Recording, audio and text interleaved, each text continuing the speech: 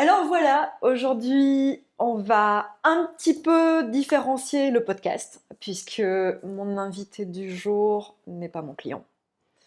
Et c'est même plutôt quelqu'un que je présente et que j'admire énormément. En face de moi, il y a 52 ans de profession dans la photographie, et c'est pas Mmh. rien du tout. Voici Jean-Dominique Burton. Jean-Dominique, un immense merci Beh, de venir. Tu vois, je bafouille beaucoup de stress. Alors, Jean-Dominique et moi, quand on se rencontre, ouais, on regarde pas l'heure. Donc, on parle et on parle en profondeur. ouais. Et tu as énormément de choses à nous partager aujourd'hui.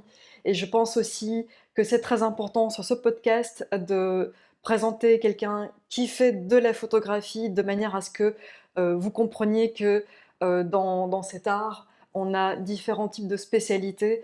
Or, Jean-Dominique, il fait toujours la photographie telle que Gaël et moi, on l'a fantasmée quand on Mmh. était tout jeune, une photographie de reportage où toi tu as vraiment sillonné les routes sur cette planète. Tu as été faire de la photo, tu as présenté des images en Europe, tu as fait l'Asie que tu as parcouru à des moments où c'était très compliqué de Mmh. rentrer, tu as été en Afrique. Tu es, moi, ce que je considère comme étant un photographe humaniste Mmh. et qui est aussi capable de laisser la mémoire de ce que nous sommes en tant qu'être humain.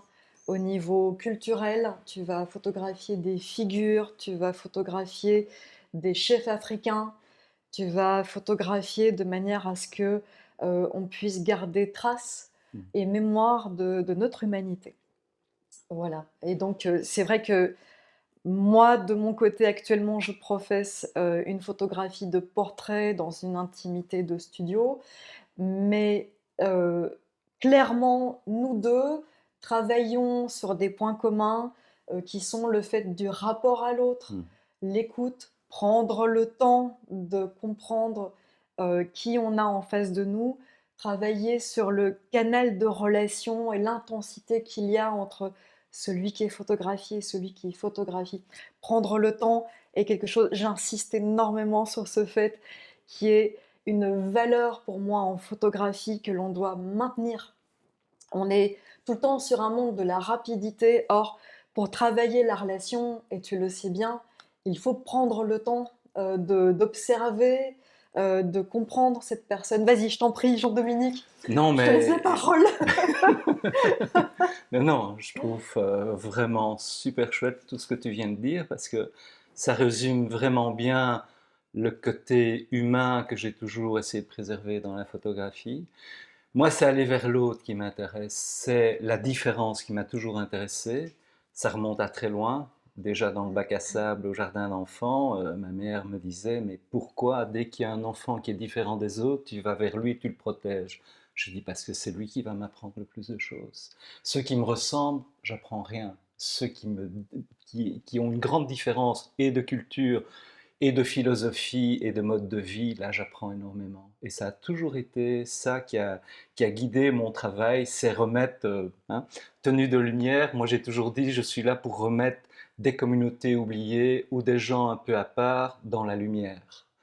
Mhm. Et d'ailleurs, dans la rétrospective du dernier livre que j'ai fait, je démarre par une phrase parce que pour le moment on est quand même dans un monde qui n'est pas facile, surtout avec ce qu'on a vécu avant où le monde était fait de rêves, où on pensait qu'il allait s'améliorer en permanence. J'ai l'impression qu'on a un peu trébuché pour le moment. Et je commence par un proverbe maori qui dit tourne-toi vers le soleil et l'ombre sera derrière toi. Et c'est tellement important dans le monde d'aujourd'hui. Il y a beaucoup de plaintes, et avec raison, mais il y a toujours moyen d'aller vers la lumière, d'aller vers le positif. Et je termine mon livre par une autre phrase qui est attribuée à Audiard, mais on n'est pas sûr que c'est lui qui l'a dit. Il dit « Heureux les fêlés, car ils laissent passer la lumière ». Et c'est vrai que pour faire un travail en photographie comme je l'ai fait, où j'ai jamais gagné beaucoup d'argent, j'ai juste eu de l'argent pour survivre, mais vivre de sa passion, est-ce que c'est pas ça le plus beau des salaires? Moi, je crois. Mais je crois qu'il faut être un peu fêlé pour faire ce genre de choses et cette démarche. Oui, il faut pas avoir peur, effectivement, c'est Ouais, certain. ouais. On a ici le livre de Jean-Dominique, un des livres de Jean-Dominique, puisque tu en as plusieurs à ton actif, Mm. sachant que celui-là, pour moi, est aussi sentimentalement assez important, vu que ce sont tes 50 ans de rétrospective, donc le livre Vision. D'ailleurs, je te fais remarquer un truc, Jean-Dominique, c'est que tu n'as toujours pas écrit une dédicace et que je profiterai de ce moment de podcast pour que tu puisses Ah ben nous dédicacer avec à Gaël et plaisir, ouais, moi. ouais, bien sûr. Et c'est vrai que Dieu sait que c'était très beau aussi. On t'a rencontré à l'époque, avant qu'il ne soit publié, tu étais encore sur ta maquette. Ouais. Tu nous as montré aussi cette maquette Ah, en projet. Et donc, c'est franchement assez incroyable de voir aussi sur ordinateur l'installation des pages, tes choix d'images, sachant que tu as beaucoup de photographies et que ça a été évidemment très compliqué pour ouais. toi de faire un choix parce que malgré le poids de ce livre, il pourrait faire le double, le triple sans aucun problème. Quand tu as débuté, Jean-Dominique, est-ce qu'il y a une image fondatrice qui a fait que tout à coup tu t'es dit en photographie, enfin, est-ce que tu pourrais, non pas dater une image parce que tu n'es pas sur les dates, mais Mm. une image qui te revient en mémoire, sur laquelle tu te dis, tiens, là j'ai une vision, là j'ai un point de vue sur le monde et je vais pouvoir continuer à travailler sur cette photographie parce que elle est fondatrice. Tu en aurais une en Et tête? non, je vais te répondre à la Ni l'histoire question. ni la mémoire. Yes. Ouais. Ben, il faut savoir qu'à la Dis-moi. base, j'étais un dyslexique profond, mais profond. Ouais. Et donc, à l'école, par exemple, si on me donnait des calculs à faire, je ne pouvais pas faire le développement, mais je donnais la réponse exacte. Donc, on s'est dit, il doit copier sur les autres. Donc, on m'a enfermé dans une classe, on m'a donné plein de calculs, j'ai remis les calculs avec la solution, mais pas le développement. Je ne savais pas comment ça se faisait. Mhm. Mais on m'a toujours dit, oui, mais Jean-Dominique, il est spécial, il est à part, il est dans un autre monde. J'ai toujours vécu ça comme ça, de cette manière-là. Donc, pour ça que j'allais vers ceux qui étaient différents des autres. Ils Bien m'attiraient, sûr. ils m'attiraient. Et je suis quand même dans un monde où mon père est un photographe amateur, hein, dans le bon sens du terme, hein, un vrai amateur. Mon grand-père l'était aussi, mais sur plaque de verre à chambre de bois. Il était géomètre arpenteur. Je trouve que le nom est superbe du métier. Et donc, conflit des générations, ils ont essayé de m'entraîner dans la chambre noire. Moi, j'y mettais pas les pieds, ça ne m'intéressait pas. Je n'allais pas faire ce que mon père, mon grand-père faisaient. Et donc, c'est arrivé très très tard. Moi, je viens du monde vraiment du graphisme, de l'écriture. J'ai un diplôme de typographe, j'ai un diplôme en dessin publicitaire, et c'est seulement après que j'ai fait la photo et le cinéma. Tu Et avais, tu avais gardé le matériel de ton père et ton grand-père ou non, pas du non, tout? non. À chaque Regret? fois, je dis toujours, quand je fais un travail photo, il y a un matériel qui correspond à ce travail, mais chaque fois, je le vends pour racheter autre chose, pour partir vers d'autres projets. Je reste rarement avec le même matériel. Tu fais ça de manière systématique? Pas systématique, maintenant ça fait un moment, depuis le digital, on n'a plus cette différence-là, puisqu'on peut passer du noir et blanc à la couleur, du format carré au format 6:7, ce qu'on veut. À l'époque, pas. On était vraiment dans une rigueur du film, du poids des films, de la différence des films. On était dans des sensibilités, dans des couleurs, dans des noirs et blancs. On avait un sac à dos de films. Et Mhm. maintenant, on a tout dans un petit boîtier et on a les caméras au niveau film les plus pointues du monde. On a la qualité du 70 mm de Laurence Darabi, hein, maintenant avec les capteurs plein format.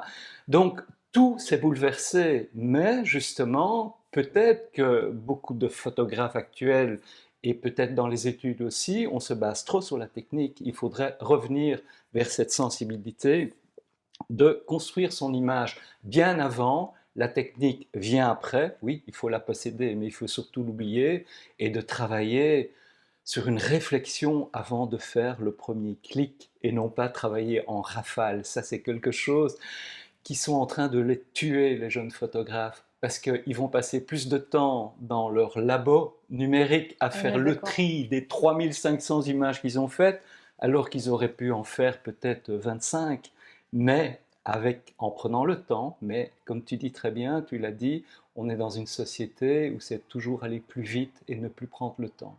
Et donc, je réponds seulement maintenant à ta Vas-y. question. L'image, je vais te répondre par une négation, c'est justement l'image que je n'ai pas faite. Elle reste imprimée dans ma tête. Joli. Je suis à Bénarès et je suis au milieu des sadhus et on entend des chants et on voit toute une troupe de gens, on est en pleine nuit, habillés en blanc avec des flambeaux dans la main. Et il y a une jeune femme qui est devant, qui doit avoir 13, 14, 15 ans, et elle porte un tissu blanc dessus de la tête. Et les gens chantent, chantent. Elle arrive au bord du Gange, il y a une pirogue qui l'attend, elle part au milieu du Gange et elle plonge cette forme blanche dans l'eau. Les sadhus me disent, c'est une jeune femme, son enfant est mort-né. Et elle est en train de le baigner pour... On n'ébrûle pas les enfants ni les hommes saints, on les met dans le Gange. On les immerge. Et ils sont là. Et je me suis dit, mais c'est impossible pour moi de prendre cette image. Elle aurait peut-être été bonne techniquement, mais au niveau des odeurs, du son, de, de la respiration profonde de la foule, du flux et du reflux, non, j'aurais trahi le moment. Donc pour moi, c'est la plus belle image que j'ai faite. Il y en a eu d'autres après où j'ai dit non, ça je ne fais pas. Et c'est pour ça que j'ai plus été vers la confrontation du portrait, plus en statique. Bon, j'ai fait aussi des reportages, mais en connaissant très bien les gens. Je dis toujours, ma méthode de travail, je l'ai apprise par hasard. C'est qu'au début, j'étais quand même très timide, je voulais pas voler les images, mais je voulais à la fois les faire aussi.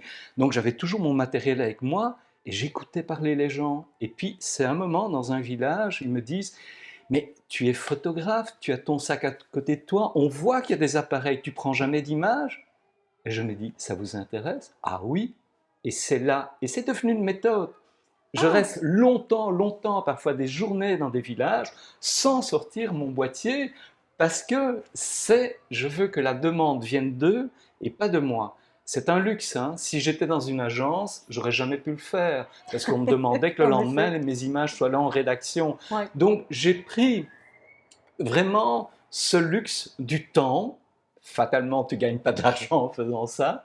Et je dis toujours dans la photographie, on aime bien mettre les gens dans des cases. Donc, le logo photographe de guerre, tout le monde le connaît. Et moi, je dis toujours, je suis un photographe de paix. Et on me répond, mais montrer des images de paix, c'est pas vendeur. Et pourtant, je pense que sur le temps, c'est le plus inspirant. Oui, sur le temps. Tu as Oui. raison de le dire. Heureusement, sur le temps, on vient, toi et moi, de l'argentique, Oui. qui pour moi, c'était pas de la chimie, c'était de l'alchimie, parce que les termes qui Oh, étaient joli. employés, Oui. on révélait, Oui. on arrêtait, on fixait, on lavait, on virait. Moi, ça m'est arrivé de virer à l'or, donc je transformais vraiment de l'argent en or. Donc, Donc en on fait, est la dans l'alchimie. technique, c'est poésie en fait, avant toute chose. C'est vraiment ça. Ouais. Et c'était aussi la réflexion d'attente. On te disait, l'image, elle est là, mais elle n'est pas là. Comment ça? Elle est latente. Elle attend. Et là, on prenait le temps. On arrivait dans cette espèce de lieu magique, nimbé d'une lumière rouge. Et puis, commençaient les manipulations. Mais c'était fantastique. Bon, je ne veux pas dire c'était mieux avant, parce que quand j'ai eu ma première grande imprimante Epson et que j'ai vu sortir au fur et à mesure les images, j'ai eu la même émotion. Mais heureusement que j'avais eu ce temps-là, je pouvais le raccorder au moment présent et à la modernité. Mais pour moi, tout photographe qui aurait envie de vivre sa passion doit passer par l'argentique pour connaître ce processus, cette manipulation et ce Je bonheur. suis hyper d'accord. Moi, la première fois où j'étais en chambre noire, j'avais pris un cours en humanité. Et puis j'ai essayé chez mes parents, parce que mon parrain m'avait prêté son agrandisseur, de pouvoir développer chez mes parents. Or, ils avaient une maison qui était très lumineuse, et les seuls moments où je pouvais développer, c'était en pleine nuit. Donc je calfeutrais le Velux, j'étais dans une petite douche, j'avais pas beaucoup de place, il faisait très chaud parce que c'était en été, je faisais pas ça en hiver. Et dès que je découvrais une image, j'étais en admiration et je pouvais réveiller personne. Et donc c'était frustration de me dire, j'ai envie de montrer, mais je peux pas les réveiller. Et tu sais, c'est drôle parce que moi, les premières images où je me suis dit, tiens, en photographie, euh, je tiens peut-être quelque chose, en tout cas un intérêt, c'est dans les papeteries de Genneval que tu connais bien. hein, puisque Mhm. tu vis là-bas Ouais. actuellement. Et les papeteries à l'époque, c'était un endroit désert où il y avait encore l'usine. Et en fait, on pouvait évidemment pas rentrer dans le bâtiment. Donc c'était de l'urbex avant qu'on parle Ouais, ouais, d'urbex. ouais. Et en fait, il y avait encore des produits qui étaient étalés sur le sol. Il y avait vraiment toutes ces petites mécaniques qui étaient tombées par terre ou qui tombaient dans la rouille. Et donc en fait, moi je travaillais sur les textures. Et en fait, voilà, mes premières images telles que je les travaillais pour mon plaisir d'adolescente, parce que j'avais 16 ans à l'époque, et ben, c'est là où tu vis maintenant en Ouais, fait, hein. ouais, ouais, ouais. C'est beau, hein, les coïncidences quand même, hein. Oui, oui, oui. Puis c'est un endroit que j'ai connu, comme toi tu l'as Tu connu. l'as connu comme ça aussi. Oui.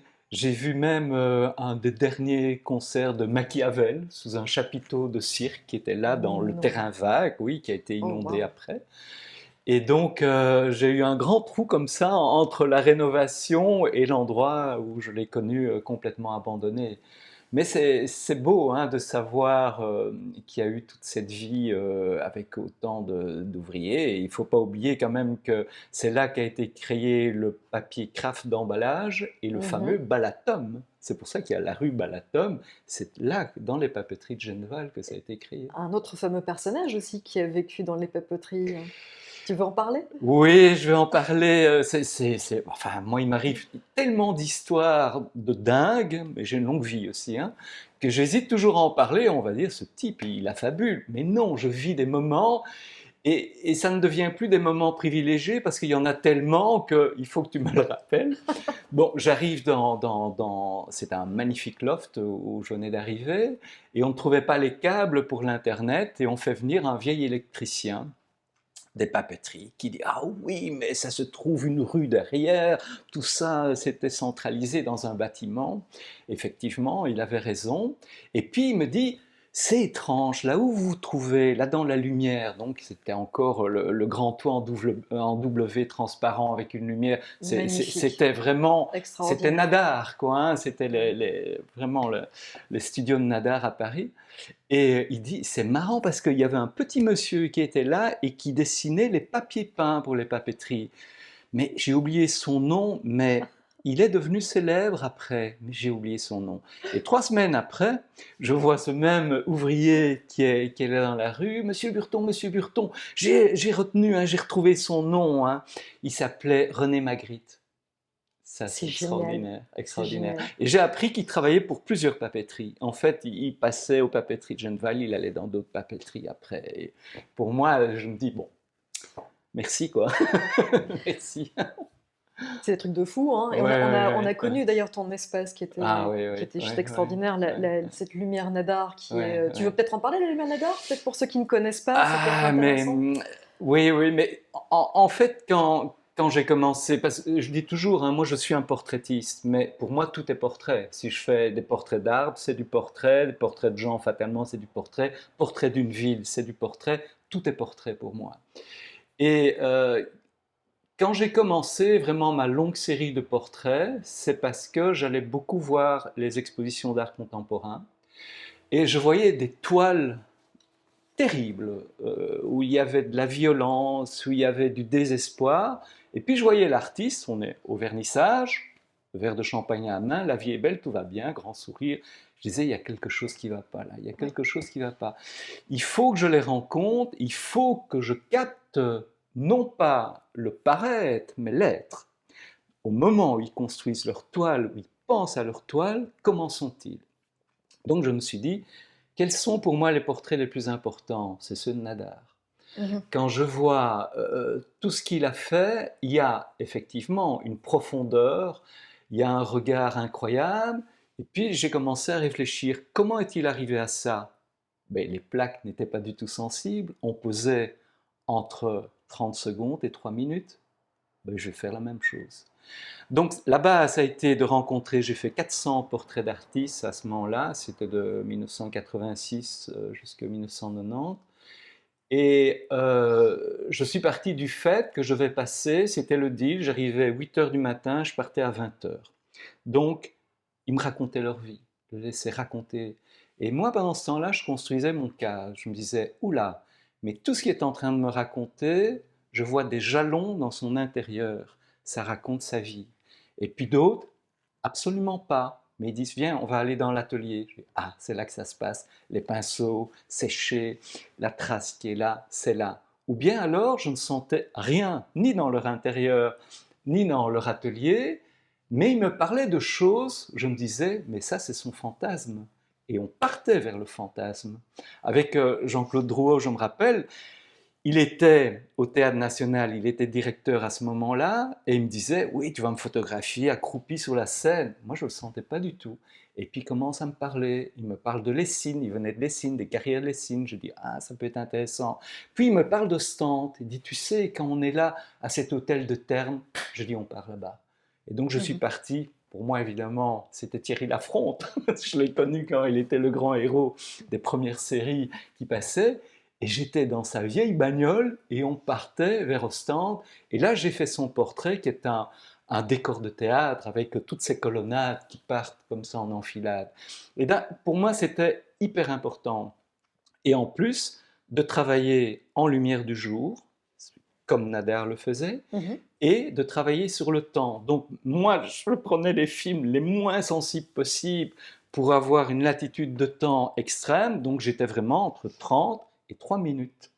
Pourquoi? Parce que j'avais parlé avec eux pendant longtemps, et tout d'un coup, je cassais le rythme, je devenais très directif, je disais, tu te mets là, je mettais le voile noir au-dessus de ma tête, parce que j'avais compris que dans des temps longs, si moi je bougeais un millimètre, il bougeait d'un millimètre aussi, puisqu'on était face En à phase. face. Oui. Et là, je devais être dans ma capsule, et je comptais 1, 2, 3, clac, je lançais, et tu voyais vraiment le personnage qui se figeait, qui rendait en profondeur. Il y avait toute la morphologie qui s'inscrivait, qui se détaillait, et j'avais une sculpture devant moi. Donc ça a été, pour certains, très difficile de voir leur image comme ça, parce qu'ils n'ont pas l'habitude. Ce sont des gens de spectacle, ce sont des artistes, donc ils sont en mouvement. Et là, c'était un arrêt sur le temps et un arrêt sur les stigmates de la vie. Et ça a été une expérience fantastique. Tu sentais une forme de malaise chez les gens du fait que c'est pas eux qui maîtrisaient leur image, mais que c'est Décontenancé. Mais décontenancé. tous Mhm. m'ont écrit après, tous, en disant oui, j'ai peut-être pas été très enthousiaste quand il m'a. Parce que je donnais toujours un très beau tirage barité. C'est très important aussi d'en parler parce que je dis toujours dans, dans, dans la phraséologie de la photographie, on dit prendre un portrait, prendre une image. Et moi, j'ai toujours dit il faut la rendre après. Et ça, c'est très important de rendre l'image Tu as à raison. celui qui nous l'a donnée. Parce que Et prendre, saisir, capturer, c'est ce sont ça, quand c'est même ça. des termes Ouais, ouais, assez, ouais. assez Ouais, invasifs en ouais. fait, Et en hein. photo, je reprends toujours les gens. Moi, j'aurais pu partir vers la mode, j'y ai pas été parce que j'ai détesté le milieu. Mais quand les gens, encore actuellement, surtout actuellement, me disent et pour le shooting, je dis pardon, vous voulez parler de la prise de vue? Shooting, c'est les tireurs aussi. Donc, quand Mhm. tu shootes, c'est vraiment le fusil à lunettes pour moi. Et je refuse de rentrer là-dedans. C'est pour ça que pendant très longtemps, du temps de l'argentique, mais je peux le refaire aujourd'hui puisque les appareils le permettent, je ne voulais jamais être dans mon viseur, je devais détacher. C'était la triangulaire, le personnage, l'appareil photo et moi. Et j'étais à visage découvert puisque eux l'étaient. Je ne vois pas pourquoi je devais me masquer. Sauf dans le cas, évidemment, d'épreuves d'artistes. Mais là, c'était pour empêcher leur mouvement puisqu'on était dans des tons très très longs. Oui, en fait, tu as fait à la fois du travail documentaire, mais tu as aussi travaillé la mise en scène. Tout ton travail sur les collectionneurs, Oui, c'est aussi une forme oui, d'appropriation de quel est l'univers d'une c'est personne, ça. quels sont les objets déterminants pour expliquer sa collection, et tu as pu les installer d'une manière qui était quand même très théâtrale aussi, Mhm, en fait, hein. mhm, mhm. Je trouve ça très beau que tu sois passé, enfin, que tu arrives à passer des deux, en fait, dans des directions où, en définitive, euh, tu ne fais qu'un clic, hein. Oui, C'est déstabilisant d'ailleurs, hein, ton oui, oui, affaire je du sais clic, bien. parce qu'il y a différentes façons de faire de la photographie. Il y a encore une fois la photographie où on prend le temps de Mhm, connaître la personne, mhm. tu passes des heures à Ouais, ouais, discuter, c'est et qu'à vraiment. un moment donné, à un instant T, tu décides que la Mhm, photo va se faire et elle se fait, mhm, et que l'intensité, elle est très courte, mais l'intensité se nourrit dans ce très court laps de temps de tout ce que tu as préparé avant. Et donc, on sent à ce moment-là que quelque chose de l'ordre de la cérémonie s'installe, et c'est très fort. Et enfin, je veux dire, moi, en tant que Mhm. photographe, Mhm. ça me parle beaucoup parce que, effectivement, comme je viens également de l'argentique, j'avais pas non plus beaucoup d'argent pour investir Mhm. dans des pellicules. Mhm. Donc, à un moment donné, utiliser une pellicule, ça voulait dire que quelque chose devait se passer dans ces 36 vues ou 24 vues, et que bon, voilà, ne pas gaspiller était important. Regarder la situation, l'analyser et sentir quand quelque chose sort face à soi, que on sente physiquement en fait que quelque chose va s'installer en fait. Donc il y a un peu de l'ordre de la spiritualité, de l'ordre de l'osmose en fait entre deux personnes quand on photographie quelqu'un. Quand tu parlais d'arbres, je pense qu'on peut aussi ressentir des choses également. Mais moi, en fait, quand je travaille en studio, je suis pas sur le un clic, mais en même temps, j'ai tendance à me faire, Oui, mais c'est tout à tu fait vois? notre démarche, hein, Oui, mais donc c'est intéressant oui, d'en oui, parler, oui, tu vois? oui, C'est oui. que, je suis pas non plus en train de faire des rafales, ça ne Non, non, m'intéresse pas. On en a souvent mhm, beaucoup parlé ensemble. L'idée, c'est de, faire ressentir quelque chose à tout à fait. quelqu'un, ressentir Mhm, soi-même mhm, aussi. Et moi, quand je fais des photos en studio, c'est parfois une photo, je pose mon appareil et je continue à garder un contact visuel avec la personne tout à fait. aussi, Mhm, parce que je souhaite que le contact que j'ai établi ne se perde pas, en mhm, fait. mhm. Parfois, c'est deux, trois photos, mais par contre, je continue de parler, en fait, en même temps que je l'ai fait, parce que je ne veux pas faire parler la technique, je veux faire parler le dialogue qu'on a engagé ensemble, en fait. Mais voilà, l'idée du un clic, il est juste Mhm. incroyable parce que les gens ne sont pas habitués. L'idée aussi que tu ailles quelque part, que tu mettes ton sac photo, que tu le déposes et que les gens disent mais pourquoi il photographie? Euh, C'est intéressant parce que tu mais crées aussi c'est du désir en mais fait et c'est une un vrai curiosité. hasard, hein. Ça a démarré par hasard. C'est parce que j'étais tellement passionné par ce qu'il m'a raconté que j'avais oublié pourquoi j'étais là et que ce sac était là, il traînait là. Et c'est là que je me suis dit, ouh, mais ça c'est vraiment Mais intéressant. ton hasard est devenu une méthode pour Oui, ton oui, c'est travail. devenu une méthode, Mhm. vraiment une méthode. Et parfois, c'est un peu dur parce que je sais que si je loupe le dernier bus dans un coin perdu, il repasse que 4 jours après. Donc, mais je peux, justement, je peux faire le lien avec ça. C'est en Afrique que ça s'est passé à un certain moment quand je photographiais les grands rois du Burkina. Mhm. À un certain moment, les anciens du village m'ont dit, mais tu es un blanc, tu n'auras jamais le temps à consacrer pour les photographier. J'ai dit, est-ce qu'il y a un forgeron dans votre village? Oui, il y a un forgeron. Vous pouvez m'amener son enclume et qu'il vienne avec son marteau. J'ai enlevé ma montre, j'ai pris le marteau et je l'ai pété. Et plus jamais j'ai eu de montre. Et je dis, vous voyez, maintenant j'ai le temps. Excellent. Oui, mais c'est des choses qui viennent, tu réfléchis Ouais. pas à ça parce que tu, Mhm. tu dois réagir. Ce sont des Spontanément. griots, hein, donc ils racontent des histoires, c'est l'arbre à palabres. Donc on a le temps de parler, et c'est ça qui m'inquiète aujourd'hui, c'est que les gens n'ont plus le temps de parler. Et je me rappelle, je veux surtout pas croire que, je veux dire, c'était mieux avant, hein, mais ça a quand même changé beaucoup de choses, cet accès à tout, tout le temps, et avant, quand tu prenais un bus ou un tram, ça parlait dans tous les sens. Tu pouvais capter. Mais non, c'est le silence. Et tu entends des gens. Non, tu n'entends plus les gens Tu parce entends que leur ça fait même plus conversation aussi, hein. Ouais. Oui, oui, oui, oui, oui, Oui, oui, oui, c'est une oui. Ça, société où tu as l'écoute, l'autre chose. Oui, oui. tout à fait. Ne pas avoir le respect de parler comme s'ils étaient seuls. Mais Mhm. souvent, c'est plus dans les métros, j'entends moins parler dans les métros, c'est plus être consulté. Et on n'est plus que là. Mais on retombe au domaine de la photo d'aujourd'hui, où on fait ça et on regarde ça. Et quand je donnais des workshops en Afrique, je leur masquais l'arrière, je les scotchais. Je dis, quand tu as fait ça, que tu regardes ça, le bon moment, tu viens de le louper.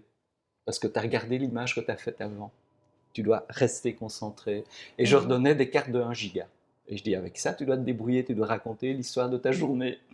Mais ils étaient décontenancés, et puis après, ah oui, on a compris, on a compris. Mais tu sais, le dire en mots, ils peuvent pas comprendre, puisqu'on n'est pas dans ce monde-là. On peut aller dans tous les sens. On peut voir un film des années 50 et puis passer à la dernière série. On peut aller dans l'actualité. On peut se projeter dans le monde entier sans y mettre les pieds. On peut voyager d'une manière virtuelle. Et c'est un peu ça le problème pour le moment. J'ai une petite anecdote parce que quand on a, Gaël et moi, découvert Jean-Dominique, c'était sur ces fameuses journées que Hassan Kamal Ouais. organisait avec Servix, où en fait on pédagogisait notre travail de photographe. On avait différents ateliers, différents studios où on agissait soit seul, soit ensemble à deux photographes. Notamment, moi, j'ai fait le studio Harcourt. Ouais. Toi, tu étais présent pour faire des conférences. Et d'ailleurs, on commençait avec toi. C'est un raconteur d'histoire. On va encore en parler d'ailleurs du fait que tu es un raconteur d'histoire et que tu expliques aussi tes photos. Mm. L'idée, c'est qu'en fait, on s'adressait à de jeunes adolescents qui étaient dans des options photos et on essayait de leur faire découvrir les différents types et styles de photographie, donc photographie plutôt de reportage, et photographie de l'esthétique, photographie animale, photographie du portrait, photographie du glamour. Mhm. Et je voulais dire que à l'époque, quand j'ai fait Harcourt, il y a eu un moment que j'ai trouvé très fort, et je pense que c'est peut-être la fois pour moi où j'ai eu une petite étudiante et donc on avait un modèle qui était maquillé, habillé de circonstances, donc on devait faire poser cette personne avec une lumière mais extrêmement travaillée, et qu'à un moment donné, cette petite jeune fille, en fait, elle voulait se précipiter pour faire les photos, et je lui dis: «Attends, avant toute chose, pose ton appareil, regarde la personne que tu as en face de toi, Mhm. Mhm. considère-la, regarde-la dans les yeux, pose-lui des questions.»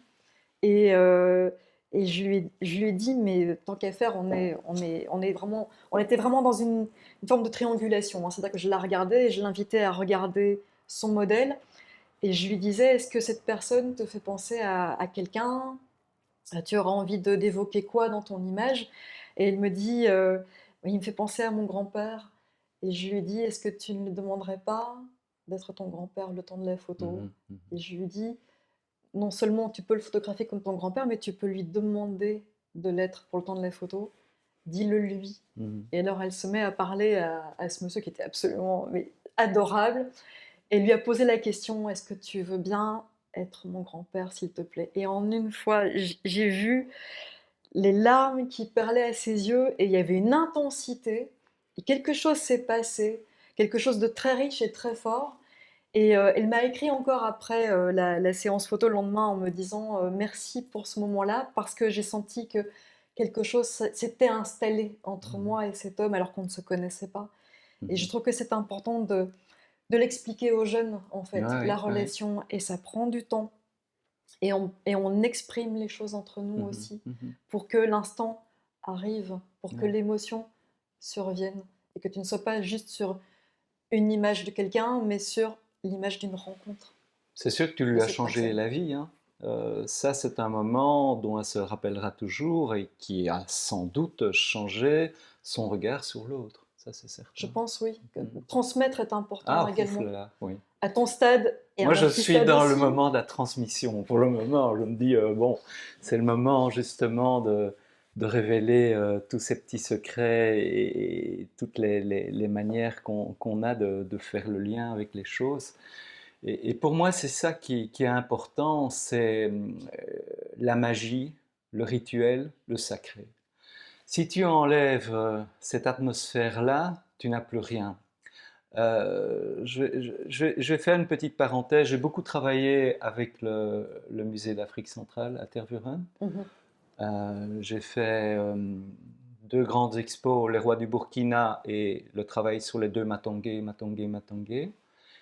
Et ce musée, j'ai une chance folle, c'est que mes parents, j'ai fait toute mon éducation par les musées. Mes parents m'emmenaient dans tous les musées. Et donc, on a une chance folle en Belgique, c'est qu'on a vraiment des très très beaux musées, C'est vrai. jusqu'à parler à celui de l'armée. Dieu sait si je suis en antimilitarisme, mais le musée de l'armée, je trouve que ça raconte une histoire. Et puis, ça force à regarder un vrai regard sur la guerre qui te donne des frissons, Tu n'es plus devant des écrans de télé, mais là, tu es dans des machines qui ont servi à tuer, quoi. Et pour moi, ça m'a appris beaucoup de choses, ce musée de l'armée. On a le musée d'art ancien, l'égyptologie qui est fantastique. Et ce musée de Tervuren, pour moi, c'était l'Afrique. C'était l'Afrique, avec cette espèce de grenier, comme ça, où les objets étaient plic-ploc, mais se répondaient. Il y avait les dioramas, où mes amis congolais, longtemps après, ils étaient terrorisés, parce qu'ils disent, on rentre jamais dans la brousse. Mais là, on a l'impression d'y être. Et il y a des guépards, il y a des rhinos, il y a des ils étaient mais contre le mur et ils se disaient qu'ils vivaient. Et pour moi, c'était une magie. Ça faisait partie de cette magie. Et puis, je ne leur jette absolument pas la pierre, hein, c'est normal, les choses évoluent. On a fait cette rénovation du musée. Au niveau didactique, il est fantastique. Il y a des écrans partout qui racontent des histoires. Mais on a enlevé La mise en scène tout le rituel et oui. la magie. Oui, Cette grande pirogue qui était là, qui était au milieu, il y avait le grand éléphant qui était dans le prolongement. Ouais. Mais c'était de la magie. Aujourd'hui, on est... Je ne critique pas, hein, c'est un autre mode de vie, un autre mode de vision. On descend ce grand escalier tout blanc avec le nouveau bâtiment qu'ils ont fait. C'est très bien, ils ont fait des salles de conférences superbes et tout. Et on a un bois d'allumettes brûlées au centre du couloir, c'est la pirogue. Et elle paraît tellement petite dans ce couloir désormais. Alors Tout à fait. qu'avant, on était dans un Tout hall, à fait. on voyait la distance Ouais, que ça avait, ouais, et puis on était immergé en Tout à fait fait. dans l'atmosphère. Ouais. C'est comme si tu étais dans un autre pays. Tout à fait. Et on se croirait dans un hôpital, dans le couloir des urgences. Tout est blanc. Ouais. Et cette pirogue, elle a perdu son âme. Et c'est ça. Alors, les enfants d'aujourd'hui n'ont pas les souvenirs que j'ai. Peut-être qu'ils s'approprient des souvenirs à eux maintenant et qui se racontent une histoire qui est tout aussi belle que celle qu'on a vécue quand elle était noyée dans la masse des objets. J'adorerais ça, moi. Mais voilà, c'était ça, cette espèce de bric-à-brac, mais qui te racontait une histoire. C'était sans doute très proche de Tintin au Congo au niveau de la vision, mais c'était aussi notre histoire. Et les Congolais, quand je suis quand même beaucoup en RDC pour le moment, te racontent cette histoire commune. C'est ça qui est fantastique. Quand je suis au Bénin, il y a cette distance entre l'ancien colonisateur, qui sont les Français, et eux. Et ils disent, tu n'es pas français, tu es belge. Et on sent tout à fait un autre courant qui passe. Et au Congo, comme j'ai connu le Congo, la RDC, après avoir été en Afrique de l'Ouest, ancienne colonie française, je me suis dit, je vais subir la même chose. Donc j'étais très, très inquiet de comment ils allaient me recevoir. C'était l'inverse. Ah non, tu es mon frère, tu es mon cousin, tu te rends compte de tout ce qu'on a fait ensemble. Et là, je me suis dit, mais c'est tout à fait une autre vision. Sans doute que cette fameuse vision qu'on détruit souvent en disant, oui, mais le Belge était paternaliste, sans doute qu'il était paternaliste, mais il y avait une espèce d'harmonie qui s'était faite. Et dans les autres pays colonisés par les Français, il y avait quand même une distance qui était installée. Et nous, on a sans doute, d'un côté sans doute magnifique et d'un autre côté qui devait être détestable, essayé de recréer une espèce de petite Belgique au sein de ce pays qui était 80 fois plus grand que ce minuscule pays d'Europe. Comment tu as réussi à créer cette notion de fraternité et d'ouverture qui t'a permis de photographier tant de choses en ayant la confiance de ces gens-là? Oui, c'est parce que, mais c'est comme toi, hein, pour faire de la photographie de portrait, il faut aimer les gens. Oui, c'est vrai, c'est la base. C'est la Oui. base. Ah Et oui, ils c'est le la base. sentent, ils le Mhm. sentent. S'ils sentent qu'il n'y a qu'un côté commercial derrière ce que tu fais, ils vont se braquer. Si tu es d'abord intéressé par eux et leur histoire, ils vont se laisser aller, mais moi je ne dois pas me forcer, parce que moi je vais travailler dans des usines, et c'est des milieux que au début, maintenant je connais bien, et que je ne connaissais pas, mais tous les métiers me passionnaient. Et je ne devais pas jouer aux passionnés, ça me passionnait ce qu'ils faisaient. Et ils le sentent, et ils sentent, et alors il y a un respect qui s'installe. Et quand tu dis, je vais essayer de capter ces moments-là, parce que c'est tellement important ce que tu fais, tu te rends compte, tu es le rouage d'une usine. Si tu rates ton engrenage, la machine, elle ne tourne plus. Mhm. Et tout d'un coup, il y a cette dimension. Eux, ils n'ont pas cette dimension-là parce qu'ils sont précis sur une chose à faire. Mais nous, comme on a cette distance, on voit l'entièreté des choses et on se rend compte que tout est connecté, mais dans le bon sens. Aujourd'hui, quand on parle de connexion, c'est plus par le net. Là, c'est une connexion sociale et une connexion de travail. Et alors, je dis toujours, il faut essayer de convertir ces défauts en qualité. Moi, je viens d'une génération perdue au niveau des langues. Donc, j'étais de l'époque à Bruxelles et en Wallonie, où on nous apprenait le flamand avec des professeurs francophones qui n'en connaissaient pas beaucoup plus que moi. Et on se basait sur les livres des Hollandais, Op Nieuwegein. Et quand je suis arrivé j'avais du vocabulaire, mais j'avais pas de conversation. Donc, quand on te prive d'une seconde langue, tu n'as plus accès, puisque ton cerveau est malléable quand tu es enfant pour apprendre la langue, tu n'as pas accès à une troisième. Donc, moi, ça a été, au début, c'était la catastrophe. Oui. J'étais pas doué pour les langues, mais je savais pourquoi. Et quand je suis arrivé à Boisfort, dans le coin du Valais, parce que j'y ai habité très longtemps, je suis arrivé à la boulangerie où il y avait encore beaucoup de Flamands qui vivaient là, et j'ai commencé à parler avec mon néerlandais. Alors elle me dit, mais avec quoi tu viens? Pourquoi tu parles si pointu? On comprend rien de ce que tu nous dis.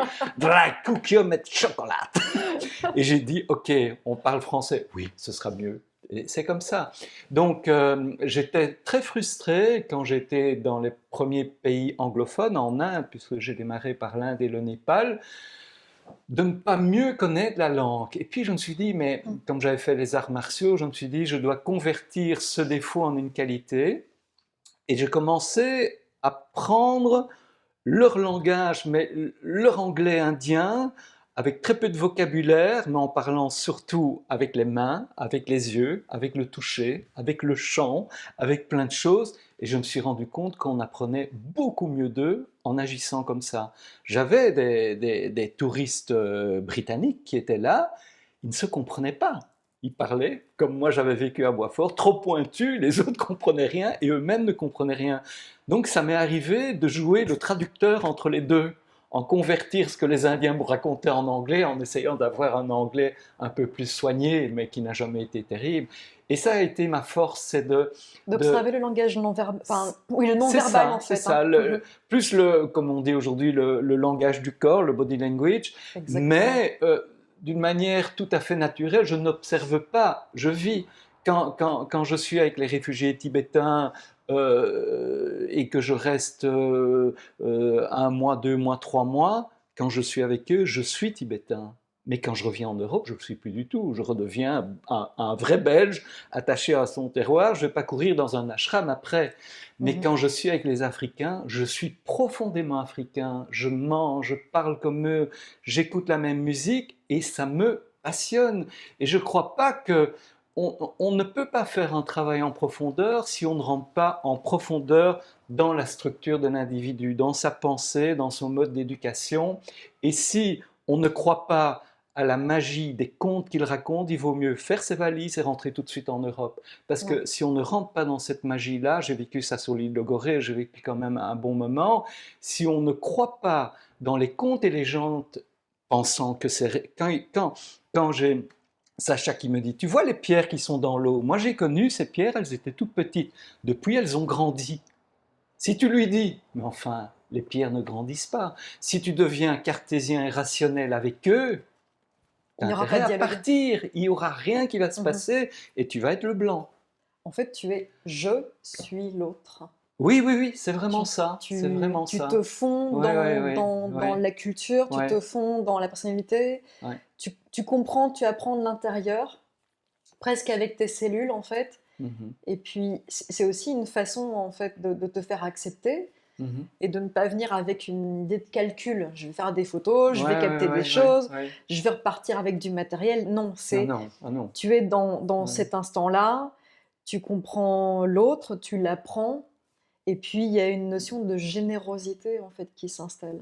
Et il y a un échange terrible. Il y a un très bel échange. Tu me donnes, je te donne. C'est vraiment ça. Et avec les rois du Burkina, ils me faisaient tout leur cinéma chaque fois que j'arrivais. Donc, c'était les griots, les tam-tams, les vêtements éblouissants, les femmes, les serviteurs, les enfants qui étaient là. Bon, c'était du théâtre. Et puis moi, je faisais mon rituel. Je commençais à installer mon pied, je mettais mon fond, c'est un studio portatif, et ils étaient comme ça.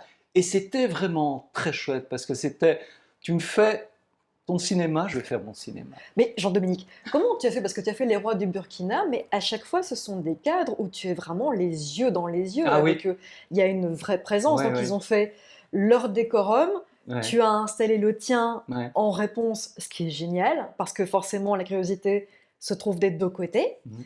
Mais comment tu as réussi à t'installer de manière à ce que tu sois en frontal, avec, C'est, avec cette résonance dans le regard, avec ouais. cette concentration et l'idée qu'on peut se regarder à hauteur d'être Ah humain. oui, oui.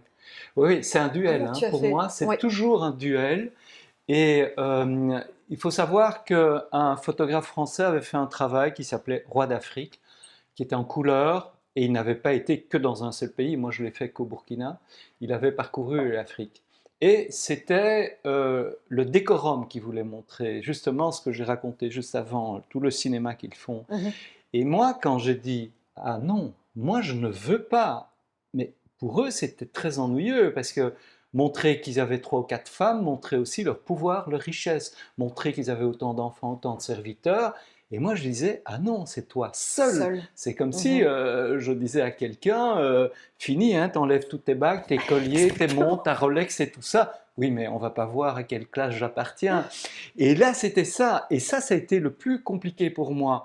Heureusement que ça a commencé, c'est une longue histoire, je n'ai pas le temps de raconter parce qu'on est parti pour 1 heure.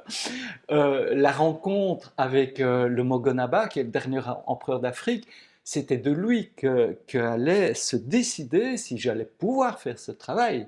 Aucun photographe ne l'avait fait avant moi. Je parle, quand je dis aucun photographe, même burkinabé, ne l'avait fait, parce qu'on n'approche pas ces gens-là, on les respecte, mais on ne les photographie pas.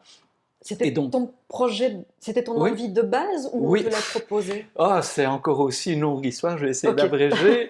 Vas-y. J'étais tout le temps en Asie et c'est une amie burkinabé qui s'était mariée avec un ami belge. On est un soir en train de parler. Elle me dit, pourquoi tu vas toujours en Afrique alors que dans mon pays, c'est aussi fantastique parce que mon pays est dirigé par des rois. Et je dis, mais quel est ton pays? Ah, c'est le Burkina Faso, le pays des hommes intègres. Je dis, ben, je vais aller les photographier. Elle éclate de rire. Elle dit, mais tu pourras jamais, même un photographe de chez nous, même s'il fait partie de la famille, ne pourra le faire. Donc, le lendemain, je me pointais à l'ambassade du Burkina, toujours sans. Moi, tous les boulots sont faits sans rendez-vous. J'arrive comme ça. J'ai le culot, mais c'est parce que je suis un peu fou, hein. Donc, Mais tu fais bien, heureux les fêlés, ça car ils t'aide, laissent hein? passer la lumière. Et là, je rencontrais donc l'ambassadeur, où j'ai su bien longtemps après qu'il faisait partie d'une famille de rois et qu'il avait été Premier ministre. Ça, je ne le savais Coïncidence. pas. Et il a Mm. dit, on fait un petit échange, tu m'apprends la photo et moi je vais te donner une lettre pour aller te présenter devant le Mogonaba. Et ça a commencé comme ça, évidemment avec toute l'équipe que j'avais aussi, euh, Fatou la Burkinabé et son mari Jean. Et donc on a monté toute cette expédition, mais quand je suis arrivé dans le palais du Mogonaba, j'avais tous les ministres qui étaient là, j'ai dû présenter mon projet. Et j'avais les ministres, c'était leur rôle, ils étaient là pour me mettre des bâtons dans les roues. Oui, mais t'as encore un blanc qui vient pour se moquer de la culture africaine et tout ça. Heureusement que j'avais fait l'Asie avant, où j'avais travaillé dans ces circonstances-là. J'ai dit non, non, pas du tout. Moi, c'est vraiment essayer, puisque Dieu sait si je respecte la politique qui s'est faite au Burkina Faso avec Sankara et tout ça, mais il avait enlevé le pouvoir au roi. Et moi, ce que je voulais faire, c'est que quand il y a un pouvoir centralisateur, on ne tient plus compte de ce qui se passe dans les provinces. Ça se voit chez nous aussi, hein. Et donc, à l'époque des rois, quand les rois dirigeaient chacun leur district et que le Mogonaba centralisait, le dernier empereur d'Afrique, tout ce qui se passait dans les régions, on savait très bien qu'il ne fallait pas tracer une route à cet endroit-là, parce que ça coupait deux Le territoires en deux. territoire. Mhm. Et donc, moi, ce que je voulais, c'est les remettre dans la lumière. Ça a toujours été ça, des communautés un peu oubliées, qui ont eu sans doute leur heure de gloire, je voulais les remettre dans la lumière. Donc, j'aurais expliqué ça. Et à un certain moment, le Mogonaba qui trônait, mais vraiment avec un boubou énorme, mais je voyais qu'il avait une tête jeune, sa tête ne correspondait pas à la corpulence qu'il avait. Il a tapé dans ses mains, m'a dit « Tu viens me photographier demain ». Et il parlait un français nickel. C'est devenu le temps d'un instant comme si c'était un ami de 50 ans. Passionné de football, moi pas du tout, donc j'ai dû rentrer, il m'a montré toutes les coupes qu'il avait en bas et tout ça, il m'a dit oui, du temps où je n'étais pas encore le Mogonaba, je pouvais jouer au football, mais dans la tradition burkinabé, si je perds mon chapeau, quelqu'un d'autre peut le coiffer et prendre mon pouvoir. Donc je ne peux plus jouer au football, j'ai essayé avec des élastiques qui tenaient mon chapeau, j'ai abandonné. Donc ça, c'était un détail qui faisait que, par Ouais. contre, ça ne pouvait pas être retiré de l'image, Ouais. le chapeau, Ouais. mais Ouais. le fait que Ouais. tu aies enlevé les femmes, Ouais, les ouais, accessoires, je le sais. décorum. C'était très osé. En tant que photographe, comment est-ce que tu as réussi à faire comprendre cette idée que tu ne voulais sélectionner que la personne, Ouais. éventuellement son fauteuil ou l'espace naturel, parce que tu en as quelques-uns qui sont aussi en espace naturel, mais est-ce que tu as photographié tout le monde pour leur faire plaisir ou tu as dit non, c'est strictement mon choix, Tout à fait. ce que je vais imposer quelque part, Oui, oui, oui, et oui. ils ont accepté ton choix Pourquoi? artistique? Parce que j'avais une photo à leur montrer, le Mogonaba, photographié comme ça. Très bien. Alors Et donc là, si c'était notre chef suprême indiscutable. a accepté, On on ne peut peut que dire oui. accepter. Et je Ouais. dis parce que c'est vous. Et je l'ai photographié en noir et blanc. Il se fait que je commençais l'ère du numérique, mais j'ai tout fait au Mamiya 6.7, ce travail-là. Mais j'avais le premier appareil numérique et comme je le disais tout à l'heure, on prend une photo, il faut la rendre. J'ai eu la première petite imprimante thermique avec moi. Et donc, ils faisaient leur cinéma, je faisais le mien, et puis après, je partais faire mon rituel. Ils me disaient, on pourra avoir les images. Je dis, bien sûr, oui, mais les Blancs, ils disent toujours ça, on ne les reçoit jamais. Je dis, attendez, vous faites de la magie, vous avez vos griots, tout ça, moi je vais faire ma magie. J'allais dans la vieille Peugeot et je sortais l'image. Je la cachais. Je disais, vous voulez faire de la magie? Oui, je sortais leur portrait. Le problème, c'était que moi, j'avais pas une tonne de papier ni de film avec moi pour imprimer ça. Donc, ils pensaient que c'était de la magie et que c'était comme la multiplication des pains, que je pouvais en faire 5000. Ouais. Je disais, ah non, c'est réservé vraiment au roi. Pense bien que je peux pas te faire le même cadeau à toi que ce que je fais au roi. Il faut rentrer dans leur logique. Tu rendais l'objet unique oui, aussi, ça, et valorisable également. Oui, oui, oui, oui. En plus, c'est vrai que ça devenait un objet unique, c'était comme un pola, quoi. C'est une image, quoi. Voilà. Waouh. Ouais. Je rebondis sur le fait aussi que quand tu as exposé tes images, tu as aussi eu à cœur de les exposer de manière à ce que ce soit visible pour tout le monde, y compris ceux qui ne vont pas dans les musées, ceux qui ne payent pas pour une exposition, mais tu as montré tes images en grand, que ce soit en Afrique, à Bruxelles il n'y a pas très longtemps aussi, justement pour tes 50 ans. Au Grand Hospice. Ouais. Au Grand Hospice, voilà, où vraiment ça venait en fait, c'était même dans les deux espaces naturels qui se trouvent à l'intérieur de l'hospice. Il y en a un qui faisait Europe-Afrique et l'autre qui faisait Asie-Amérique. Ouais. Voilà, et c'est très fort parce que ton idée, c'est vraiment que ce soit vu par tous, si tu veux en parler. Oui, et je ne dénigre pas du tout les galeries, puisque je suis lié à la galerie 51 d'Anvers depuis plus de 20 ans. Donc, tu fais les deux. Je fais les deux, je fais les deux. Je veux que ce soit accessible, un peu comme un musée, mais un musée mobile, des images d'aujourd'hui. Et c'est surtout en Afrique que j'ai compris que des photos encadrées, moi ça fait longtemps que je ne mets plus de verre, je crois que j'étais un des premiers à le faire, on m'a dit tu es fou, on va te les abîmer, elles n'ont jamais été abîmées. Et je voulais pas de reflet, tu te casses la tête pour avoir des noirs profonds et des détails dans les noirs, tu mets une vitre et tu as le reflet du bâtiment d'en face. Donc c'était une ineptie pour moi. Et quand j'ai commencé à montrer sur toile, c'était la première expérience, c'était les rois du Burkina Faso, et c'était la grande expo du sommet de la francophonie. C'était une tente nomade de, je crois, plus de 40 mètres de long, et les portraits étaient 2 mètres sur 3. Et donc, les chefs d'État de l'époque ont dû passer au milieu de ce qu'on a appelé l'allée des rois. Donc ils étaient face à face, tu rentrais dans un long couloir blanc avec la lumière translucide Et tellement et plus grand ah oui, oui, oui, ils que les étaient personnes impressionnés.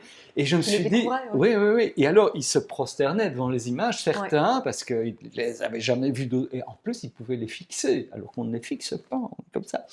Et ils pouvaient toucher. C'est Tu ne peux pas avoir ce regard franc, c'est ça. justement. Oui, Ouais. oui, oui. Ah non, non, non. Ouais, tu dois être un peu, pas soumis, mais un respect tellement profond, ben, un peu à la japonaise. Hein, les Mhm. Japonais sont comme ça aussi. Mais en plus, c'était du textile. Donc, cette tente nomade, on ouvrait devant et derrière. C'était un long tunnel. Il y avait du vent et ces images bougeaient. Ils pouvaient les toucher. Et ça changeait tout. Parce qu'il dit, oui, vous les blancs, vous mettez dans un cadre, derrière un verre, ça bouge plus, ça ne vit plus.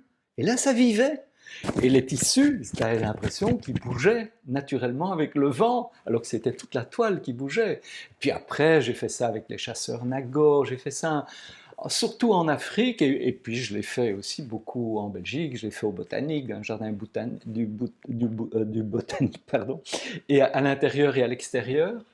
Et au musée d'Afrique centrale, c'était aussi dans la cour intérieure. J'ai pas voulu exposer à l'intérieur dans la partie muséale. Et moi, je trouve que c'est ça qui est bien, c'est rendre accessible à tout le monde. Euh, il faut que ce soit très bien fait techniquement, parce qu'il ne faut pas que ce soit galvaudé en Mhm. disant ouais, c'est parce qu'il n'y a pas eu d'argent pour les encadrer. Non, non, non, c'est une démarche. C'est vraiment une démarche. La qualité doit être irréprochable. Et d'ailleurs, les gens s'en rendent compte. Ils disent oh oui. Mais bon, c'est un processus. Enfin, tout vient à qui c'est attendre. J'aime bien ce proverbe-là.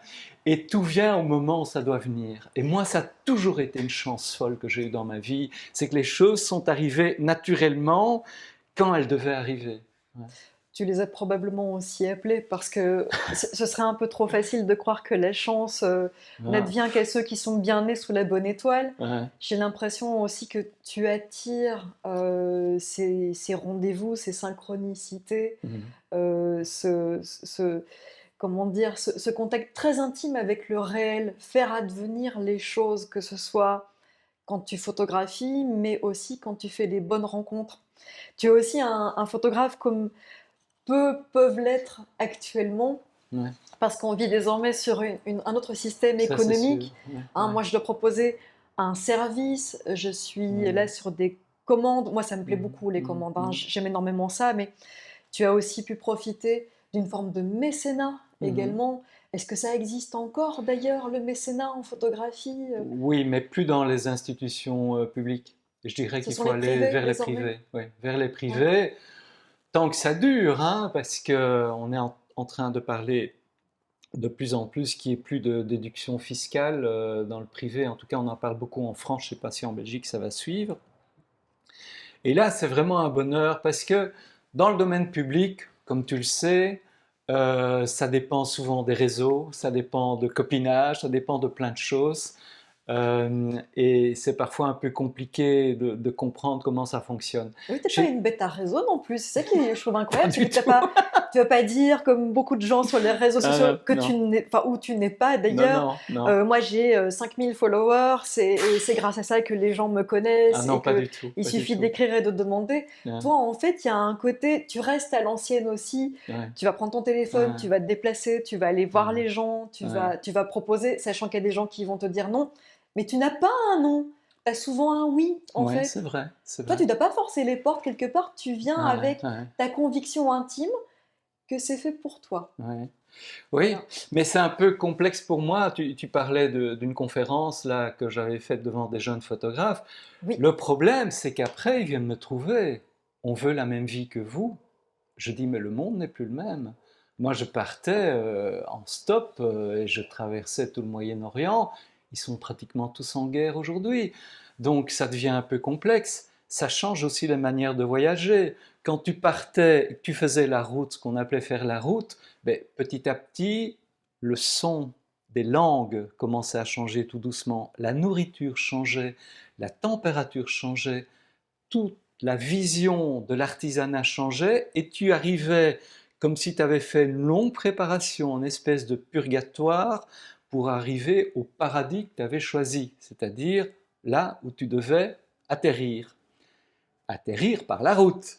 Aujourd'hui, tu es transporté, tu arrives à Zaventem et on te transporte au Ladakh à 3000 mètres d'altitude, dans un paysage qui n'est pas le tien, dans une culture qui n'est pas la tienne, une nourriture qui n'est pas la tienne, et on s'étonne que les gens tombent malades et qu'on les rapatrie de plus en plus souvent.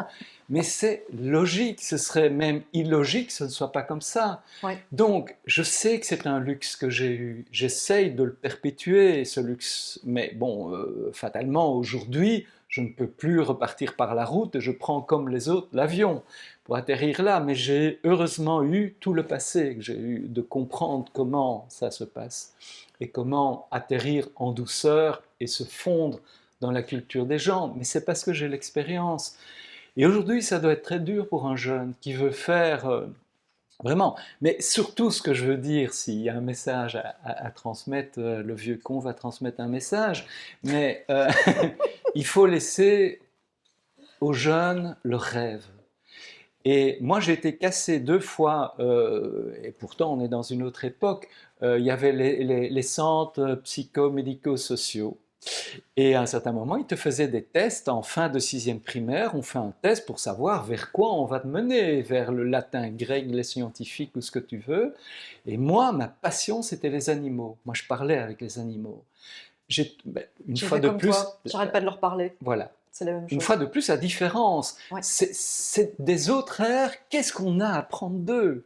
Moi, je restais pendant une journée devant une termitière et j'essayais d'en suivre une. Et j'essayais de savoir ce qu'elle avait fait. Et je la reconnaissais parce que déjà l'observation était primordiale. Ah, celle-là, elle a une antenne pas comme les autres. Tu travaillais déjà le temps Oui, et oui, l'observation oui, sur oui, le tout à vivant, fait, tout en à fait. fait. Oui, et il y a des fois où mes parents étaient inquiets, j'avais disparu pendant une journée, on ne savait pas où j'étais au bord d'une mare en train de regarder les tritons, les grenouilles, il était tard, et j'étais dans mon monde, j'étais un peu comme, si on imagine qu'il y a une puissance supérieure à un dieu ou quoi, qui observe les humains en disant qu'est-ce qu'ils font encore comme conneries ceux-là, mais c'était un peu ça, j'étais dans un univers, j'étais émerveillé comme quelqu'un regarde des étoiles. Moi, le monde était là. D'ailleurs, on pourrait reparler de ça aussi. Il y a eu cette mode à un moment, moi je l'ai subi, hein, je faisais, à côté de mon travail pour le financer, je travaillais avec des entreprises, où on me donnait carte blanche pour aller travailler sur une usine ou pour aller travailler, et c'était passionnant. Et à un certain moment est arrivé, ah mais tu ne filmes pas, tu ne fais pas des photos avec un drone. Et moi je disais, mais vous savez, le monde de l'usine, c'est fait d'humains, il n'est pas fait de photos aériennes, et méfiez-vous qu'un jour ces drones ne deviennent pas des engins de destruction, je me rappelle l'avoir dit, aujourd'hui ce Mhm, n'est plus pratiquement que ça. Et mhm. c'est pour ça qu'à un certain moment, ce n'est pas du tout une critique de ce qu'a fait Yann Arthus Bertrand, parce qu'il a été un des premiers à le faire, il avait déjà un long passé de photographe de studio bien avant, mais c'est devenu tellement une mode que j'ai dit à un moment, mais le monde est bien plus beau vu du sol que vu d'en haut, on n'a plus aucun contact avec l'espèce humaine. Et c'est un peu ça. C'était aussi un reflet de notre époque, d'avoir ces drones qui montaient et qui prenaient des images. C'était très esthétique, ça c'est sûr. On voyait des champs qui étaient comme une tapisserie, des plaques vertes, des plaques jaunes, et c'était très beau esthétiquement. Mais où était l'humain dans tout ça? Et je pense qu'en tant que photographe aussi, quand on est portraitiste, l'idée d'avoir les pieds au sol et d'être à hauteur de l'autre, c'est aussi le photographier avec la taille que nous avons et la façon dont on regarde le monde, parce qu'on a Mhm. une taille particulière, une corpulence Mhm. particulière, et que ça signifie qu'en fait tu poses ton corps avant de poser ton cadre, Tout à fait.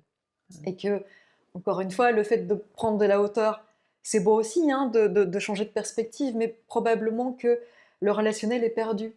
Il n'y a plus cette manifestation de voici la vision que j'ai du monde, voici la vision que j'ai de l'autre, Oui. parce que je me suis installée Ouais. en face de la personne ou à côté, je l'ai Mhm. écouté longuement et on a pris le temps de se connaître Tout à fait. physiquement aussi, en Ouais, fait. ouais, ouais. Et ce qui est étonnant dans ce que tu dis, c'est que au niveau de la médecine, moi j'ai eu un médecin de famille qui maintenant a pris sa pension, je l'ai connu en 72, donc bon, il a le droit de se reposer, et donc j'ai dû me mettre à la recherche d'un autre médecin. Mais j'en ai fait des dizaines pour tomber enfin Sur quelqu'un sur qui quelqu'un qui m'a t'entendait? touché. Les autres ne me touchaient plus. Ah ouais. J'ai mal là, ils étaient derrière leur bureau. Ah bon? Et je dis, mais il va quand même venir sentir si j'ai des ganglions. Ah non, non, non, non. Ou alors c'était l'envoi vers un spécialiste. Et là, je me suis dit, mais qu'est-ce qu'on a perdu à ce niveau-là? Comment s'est fait cette fracture? C'est vrai que la période Covid a été terrible pour le social, et peut-être que c'est ça qui a renforcé les réseaux sociaux que j'appelle les réseaux asociaux, parce que Mmh. pour moi c'est une vraie catastrophe ce qui se passe à ce niveau-là, et qu'il faudrait vraiment revenir vers le toucher, vers l'humain, vers le regard, regarder l'autre dans les yeux et de dire, si tu n'es pas d'accord avec ses pensées, lui dire réellement, et ne pas dans l'anonymat aller balancer des saloperies où la personne ne risque rien. Non, il faut se mouiller, il faut être en résistance en permanence, il Je faut suis tout d'accord le avec toi. temps, oui, voilà. Mais bon, je ne sais pas ce qu'il faut pour revenir vers ça. Il y en a certains un peu machiavéliques qui disent qu'il faudrait une grosse catastrophe pour revenir à l'essentiel. Peut-être. On voit maintenant ce qui se passe en France au niveau des incendies, où ils ont l'air de tomber de la lune alors qu'on le prédit depuis très longtemps ce qui va arriver. Mais tout d'un coup, c'est là. Ah, c'est là. Mais on va perdre notre maison, on va perdre ceci, on va perdre cela. Est-ce qu'il faut ça? Est-ce qu'il faut des guerres? Est-ce qu'il faut... Moi, je me rappelle toujours que j'ai vécu en direct, on habitait à Woluwe-Saint-Lambert, on voyait une colonne de fumée qui montait dans le ciel, et c'était le magasin d'innovation qui brûlait. Et à partir de cet incendie-là, on a commencé à mettre des détecteurs d'incendie dans tous les grands magasins. Est-ce qu'il faut ça, toujours, pour passer à une réflexion sensée?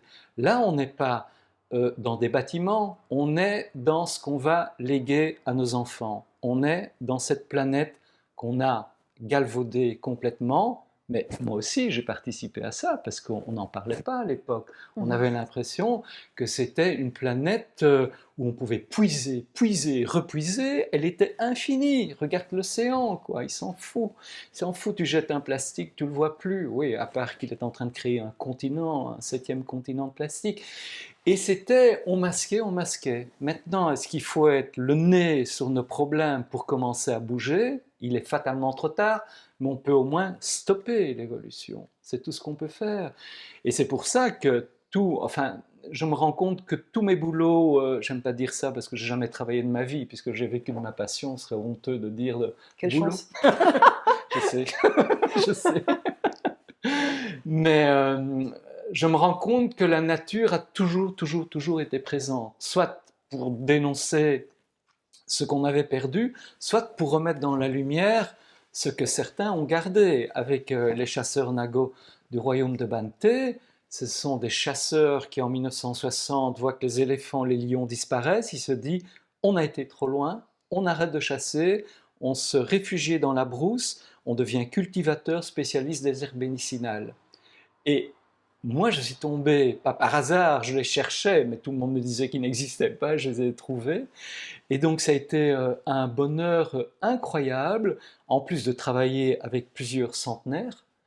Et je me disais, mais comment ça se fait que vous êtes dans cette forme-là?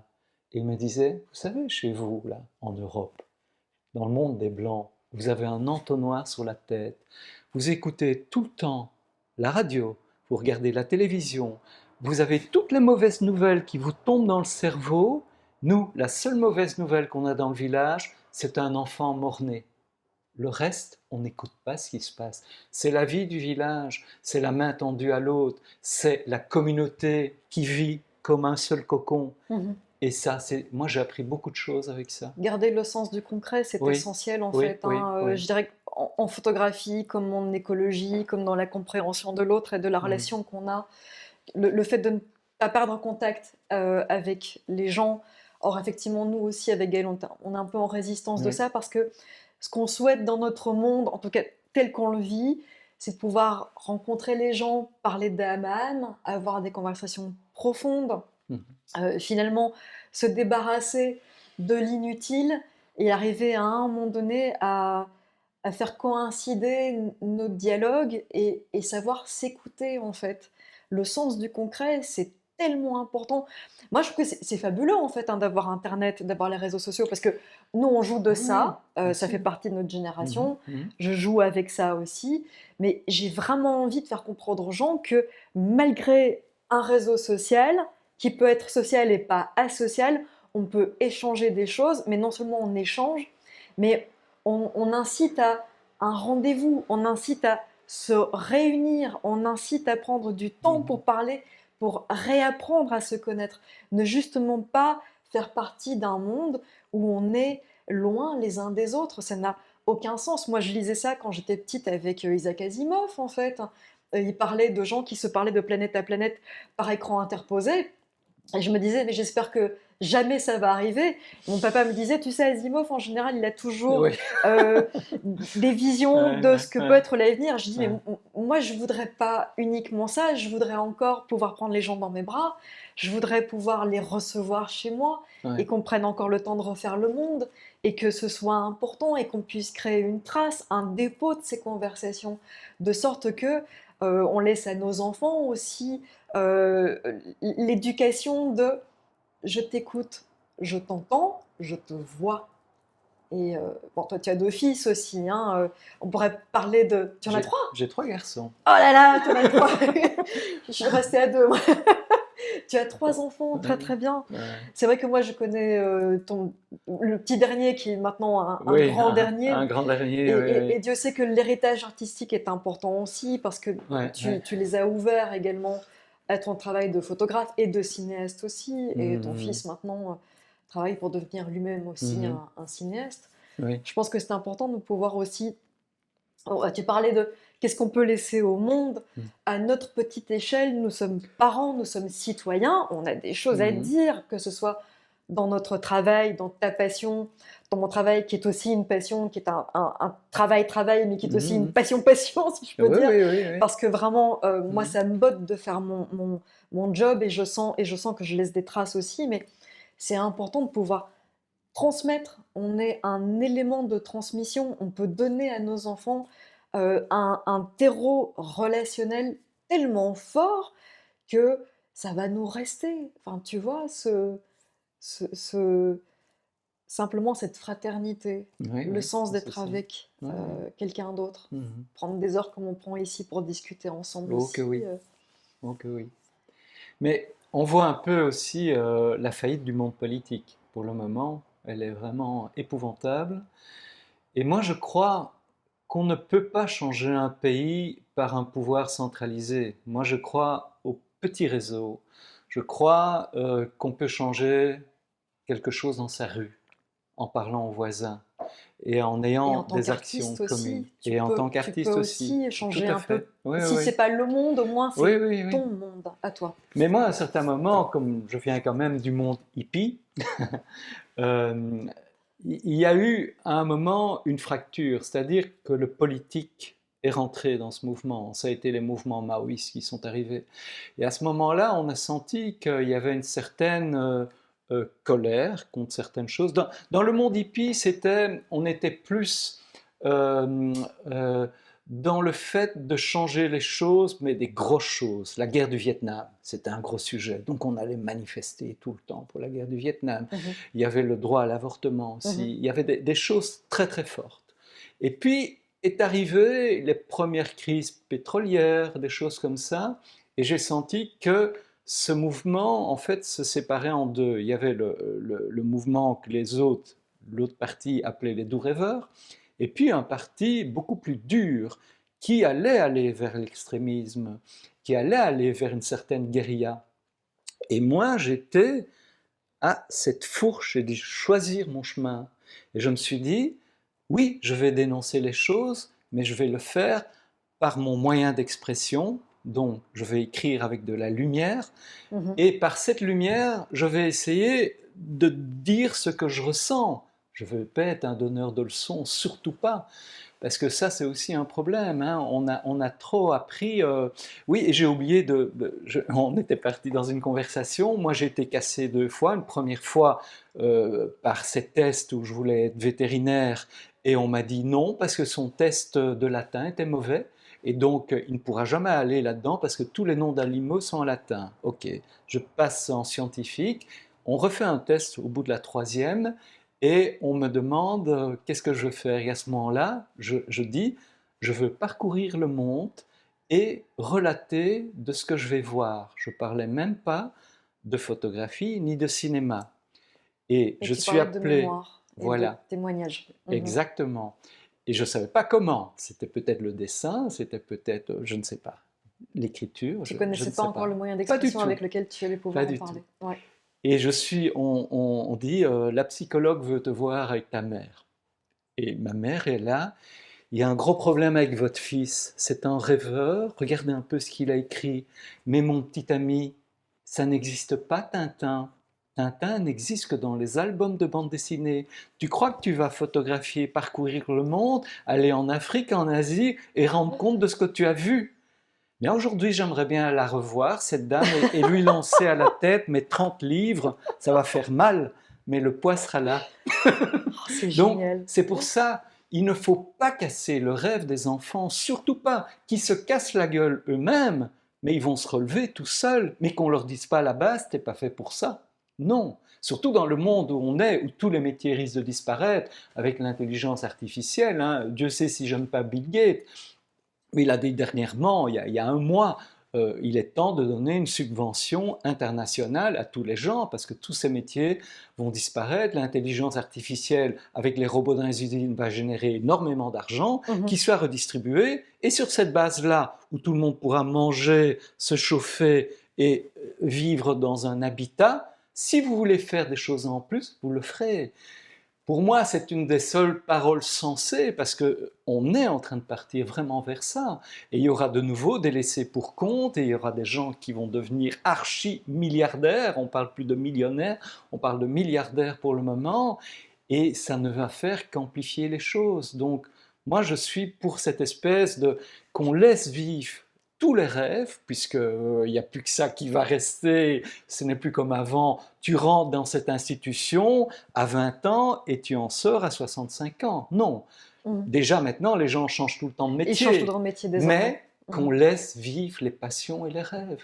Oui, et d'ailleurs, quand on parle de quelque chose en disant tu ne dois pas faire ça, ou le fameux ne pas. Oui. D'ailleurs, les enfants, en fait, quand on dit ne et pas, en Oui, fait, ils évacuent de la phrase oui. la négativité et ils ne gardent que ce qui est positif. En fait, on devrait vraiment garder ça en tête. Moi aussi, hein, j'étais cassée quand j'étais élève. On me disait, mais tu feras pas l'INSAS.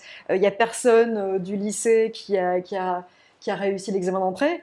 Et je me suis dit, mais je vais pas écouter ça en fait. Moi, ça m'intéresse pas. Moi, je travaille avec ma propre Voilà, conviction. tu vois. J'ai envie de faire Ouais, mon ouais, travail, je le fais. Le ouais. nombre de gens qui me parlent en disant, ah, vous êtes photographe? Ah, mais désolé, on prend votre travail parce que ce sont des gens qui sont dans l'informatique. Je la regarde en disant, bah non, t'auras pas mon travail en fait. Non, parce que mon travail, moi, j'ai la conviction intime qu'il a toujours lieu d'être. Bien On sûr. est en Même résistance, encore c'est plus. vrai, mais Hmm. on Hein? justifie encore plus le fait d'être sur la relation, sur le fait de travailler sur la longueur de temps, sur le fait d'accompagner les gens. La résistance, c'est ça, c'est de ne pas travailler dans la rapidité, c'est justement de dire, ah ben non, moi, je vais être là à discuter, je vais être là à prendre le temps de réfléchir. Tu sais, moi, quand je fais un studio, en fait, je compte pas, moi, le nombre d'heures où j'invente, je projette Mhm. des choses et que il y a des images que j'ai en tête et j'ai une telle satisfaction de me dire que j'arrive à les obtenir. Mhm. Et c'est pas une question de pousser les gens dans un axe particulier, c'est que je sais que l'osmose va se faire et je sais que ça va se réaliser parce que j'ai Mhm. cette intention-là. Et donc je vais inviter l'autre dans une sorte de tango. On va faire ça ensemble, on va travailler ensemble. Pour moi, c'est de la résistance pacifique en fait, Tout face à à un fait. monde C'est exactement ça. où on te dit que ton métier va disparaître. Alors, c'est possible, hein, on croise les doigts pour que ça n'arrive pas, mais moi, l'idée de l'intelligence artificielle, pour moi, ce serait plutôt un service qui est offert aux humains pour se débarrasser des choses encombrantes qui prennent trop de temps dans notre journée, de manière à ce qu'on puisse encore plus travailler sur notre créativité, parce que la créativité, elle est profondément humaine, la relation, elle est humaine aussi. On doit... Bon, je dis un truc très entre l'injonction, mais l'idée, c'est invitons-nous à prendre ce temps, invitons-nous à rester des frères, invitons-nous à être curieux de l'autre. C'est vrai, hein? C'est la base de tout. C'est C'est la base. vraiment... oui, Restons oui, des oui. êtres humains, Ouais. après tout. Ça me semble... C'est même inquiétant parce que ça nous semble à tous les deux tellement Évident, tellement évident et évident. naturel que c'est inquiétant qu'on se pose la question. On est Ça veut d'accord. dire que ce monde a vraiment basculé dans autre chose, mais il n'est pas, C'est une mutation, il est ouais. pas trop tard, hein. Bien sûr. On peut Tout à toujours fait. prendre une yourte et se mettre au bord de la Semois. Grand rêveur, là. Ah, c'est magnifique. Écoute, avec toi, je trouve que toutes les conversations sont intéressantes, profondes, humaines, très Euh, très humaines. avec toi, c'est exactement la même chose, hein. Chaque fois qu'on s'est rencontrés, on ne s'est pas rencontrés beaucoup de fois, mais il y a toujours des conjonctions incroyables qui se passent et pourtant on est à- à des générations de différence. Différentes, Donc, avec une ouais, façon de pratiquer différente. Mais oui, ouf. on est tous les deux dans le documentaire aussi, hein, Oui, ce oui, sont nos oui, bases oui, oui. également, tu vois. Ah, il y a une chose que je voulais te dire quand tu Dis-moi. parlais du cadre. Tu sais qu'en cinéma, je ne travaille qu'en plan fixe. Et alors, ce qui est très étrange, c'est qu'à un certain moment, j'ai tourné un clip pour un groupe béninois. Je n'avais jamais fait ça de ma vie et c'était hallucinant, c'était fantastique. Et j'avais pris des assistants pour leur apprendre un peu. Et ils disaient, mais attends, on n'a jamais vu ça. Et j'ai compris, je dis, comment vous n'avez jamais vu ça? Mais oui, tu veux voir les films qu'on fait? Ça bougeait dans tous les sens, ils allaient dans les dancing, et ils filmaient les filles et tout ça, et ça partait. Et moi, je restais fixe. Et ils me disaient, mais c'est génial de filmer comme ça. Je dis, mais attends, c'est la base du cinéma. Je dis, pour moi, la vie, c'est une scène de théâtre. Et dans un théâtre, tu as les personnages qui rentrent, tu as les personnages qui sortent. C'est eux qui Et se déplacent, en voilà, fait. il y a Ouais. plein Toi, tu bouges pas, d'interactions. tu regardes. Mais toi, c'est le choix du cadre. Tu ne dois pas te tromper. Parce qu'une fois qu'il est fixe, il reste fixe. Tu ne vas pas commencer à bouger, faire des travelling et tout ça. C'est une méthode, hein. J'en connais qui sont extraordinaires dans le travelling. Moi, ce n'est pas mon truc, simplement. Mais là, quand tu es en plan fixe, c'est ce que je faisais avec mes portraits d'artistes. J'avais posé mon cadre et ils arrivaient dans leur décor de théâtre qui représentait leur vie d'artiste, leur lieu de vie ou leur fantasme. C'était la même chose.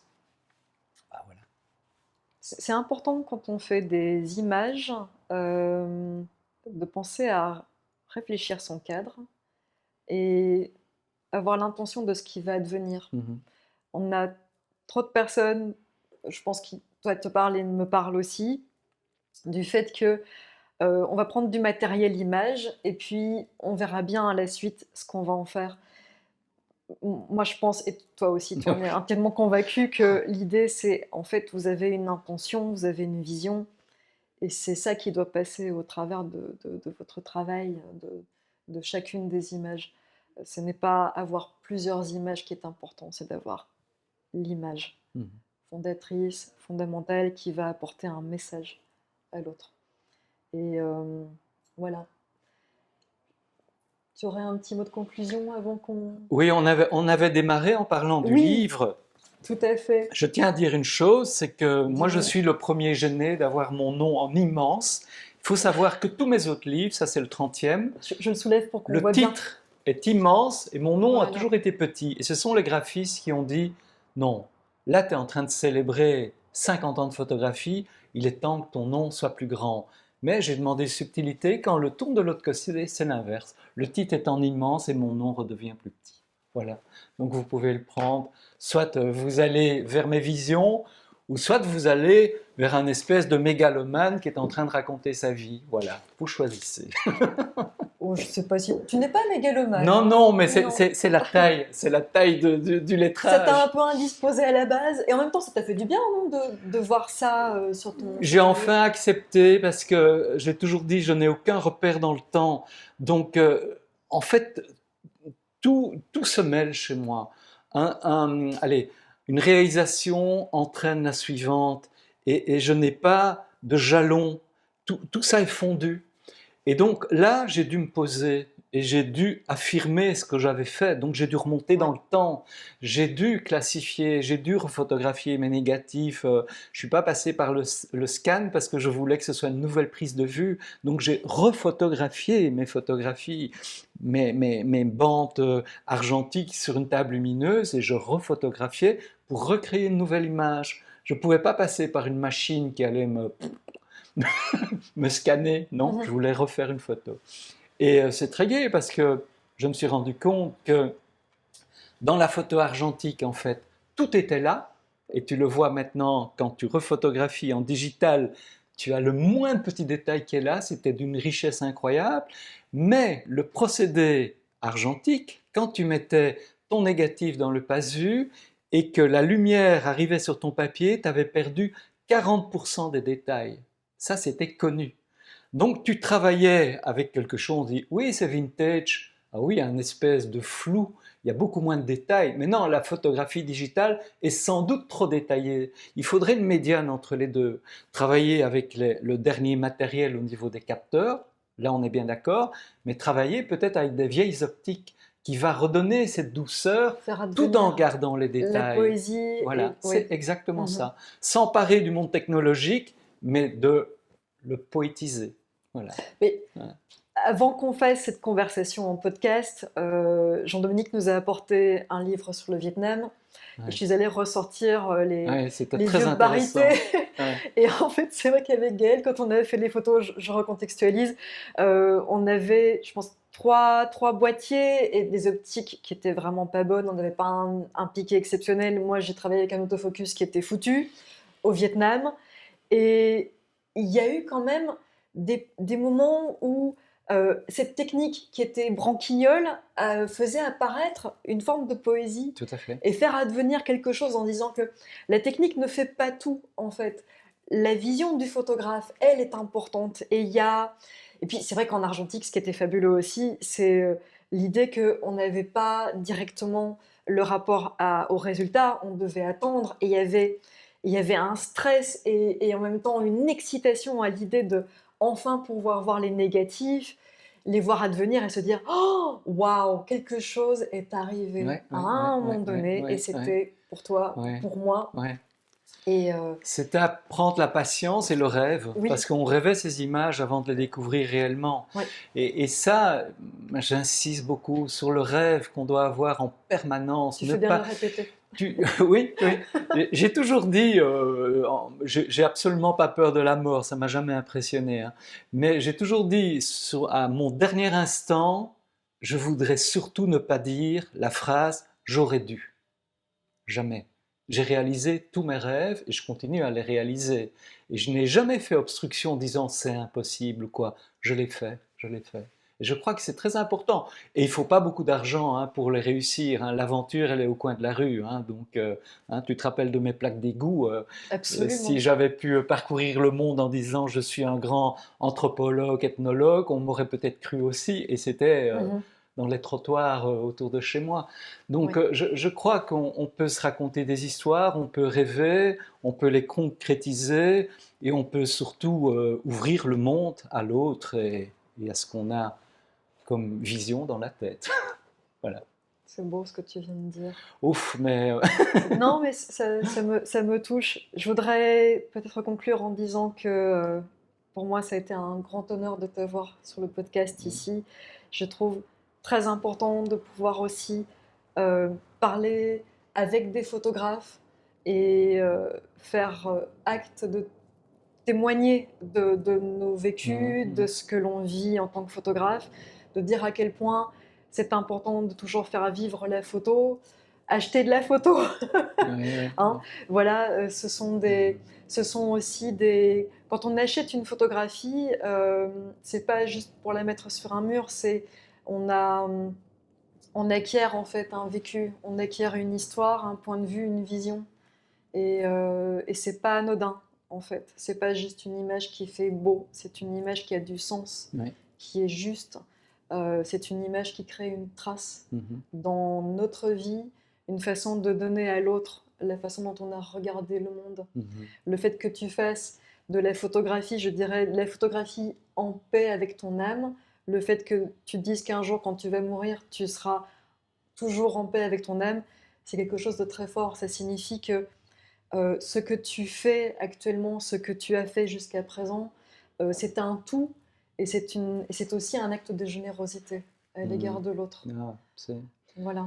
merci beaucoup. Merci Jean-Dominique. Je voudrais encore ajouter une seule Vas-y, je phrase. t'en prie, j'aime bien les PS, moi. On a, on a- Post-scriptum, toi qui on- me le latin, qui t'a un peu coupé, mais vas-y, je t'en prie.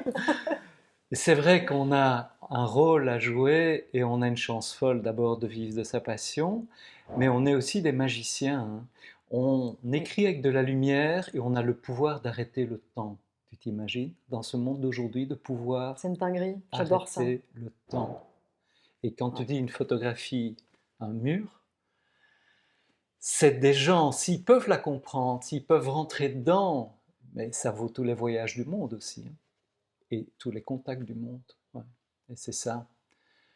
Continuez à aller voir les musées. Moi, Ouais. j'arrête pas d'aller voir le musée d'art ancien et voir comment les grands maîtres flamands travaillaient la lumière. Et c'est fantastique, fantastique.